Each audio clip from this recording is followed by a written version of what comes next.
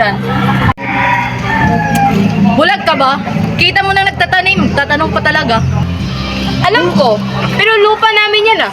Bawal kang magtanim dyan. Bakit? Nakapangalan ba to sa'yo? Sa harap ng bahay namin tong lupa na to. So, ibig sabihin, amin to. Bakit ko? Ano bang problema mo?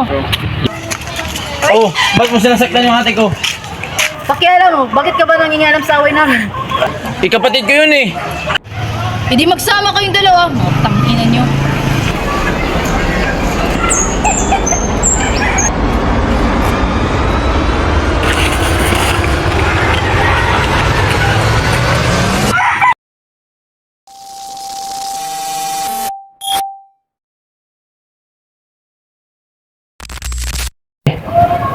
Magandang araw, sir. Magandang araw, sir. Sir, ako nga pala si Kirby Ariate, sir. Sir, pwede ko bang malaman kung anong pangalan mo, sir? Ako pala si Martin Silva, sir. Ilang taon ka na po ba, sir? Dalawang po, sir. May asawa ka na po ba, sir? Wala, sir. Sir, huwag po kayong mabahala o matakot sa anong magaganapan natin ngayon, sir. Kasi ako ay may katanungan lamang tungkol sa mga nangyaring krimen nung araw, sir. Okay lang po ba, sir? Okay, sir. Sir, base sa aming impormasyon, sir, ikaw na yung pumatay sa isang biktima nung araw. Totoo po ba, sir? Yes, sir. Sir, wag na po kayong tumanggi, sir, kasi merong nakakita, merong napagsabi sa amin na ikaw na yung pumatay sa isang biktima nung araw. Hindi ko talaga, sir. Sir, nakapagsabi na yung kapatid mo, sir, at yung mga magulang mo, sir, na ikaw na yung pumatay sa isang biktima. Totoo po ba, sir? Hindi, sir. Sir, huwag na po kayong tumanggi, sir, kasi meron na kaming na-identify ng mga fingerprint base sa weapon na ginamit mo sa pagpatay o pagpaslang sa isang biktima. Sir,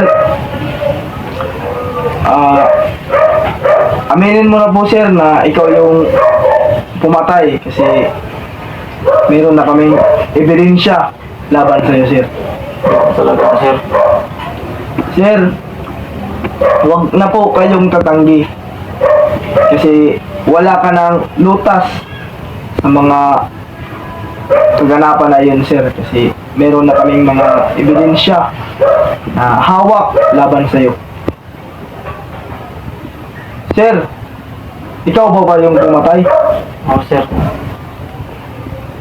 Sir, pwede mo bang maisalaysay kung bakit mo napatay ang isang biktima? Kasi po, sir, yung kapitbahay kasi namin, sir, sa aming lupa, sir. Tapos, nakita ng ate ko yung kapitbahay namin. Tapos nag-aaway sila, sir. Pagkatapos, sir, tinulak niya po yung ate ko. Kaya, doon na sige ako na patayin ko yung kapitbahay namin, sir. Sir, salamat sa pag-amin sa pangyayari nung araw, sir. Sir, salamat sa kooperasyon tungkol sa mga kaganapan nung araw, sir. Salamat, sir, na umamin ka, sir, kasi para hindi na tayo patagalan pag-imbestiga. Sir, maraming salamat po, sir.